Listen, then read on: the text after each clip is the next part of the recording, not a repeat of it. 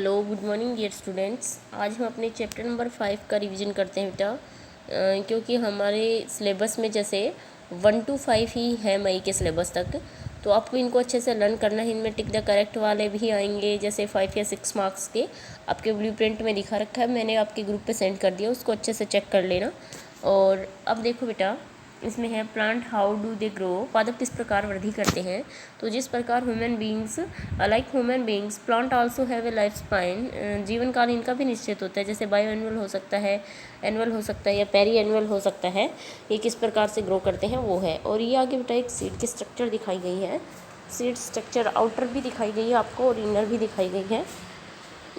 इन दोनों में से आपको अच्छे से इनकी स्ट्रक्चर को भी लर्न करना है, क्योंकि हो सकता है डायग्राम में आपकी सीड स्ट्रक्चर ही हो और वही आ जाए। तो देखो, ये डायग्राम की सीड स्ट्रक्चर है, इसकी इनर है। मैं अच्छे से समझा देती हूँ आपको।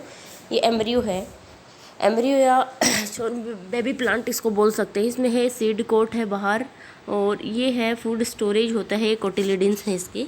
ये सीड की इन आउटर स्ट्रक्चर बेटा दिखा रखी है इसमें, ठीक है। और इसके बाद हम देखते हैं बेटा डिस्पर्सल ऑफ सीड।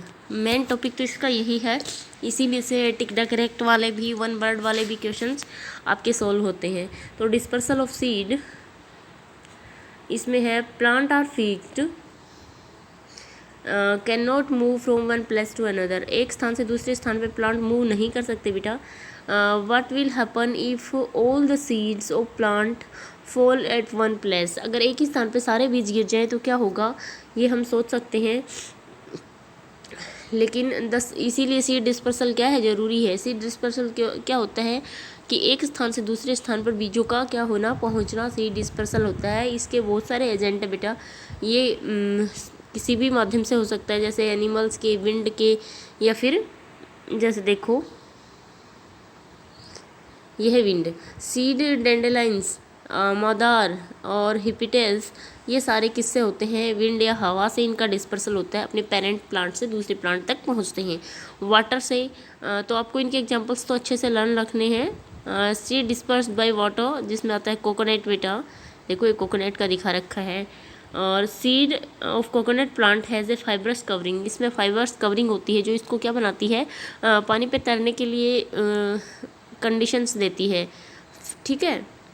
इसके बाद बेटा देखते हैं हम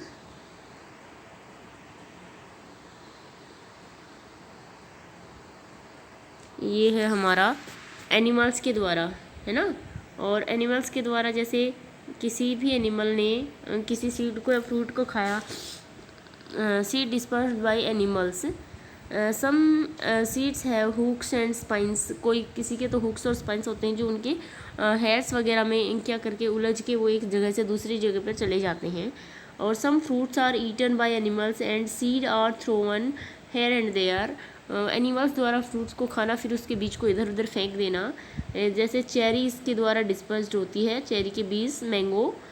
Some seeds are swallowed by birds and extracted out unchanged.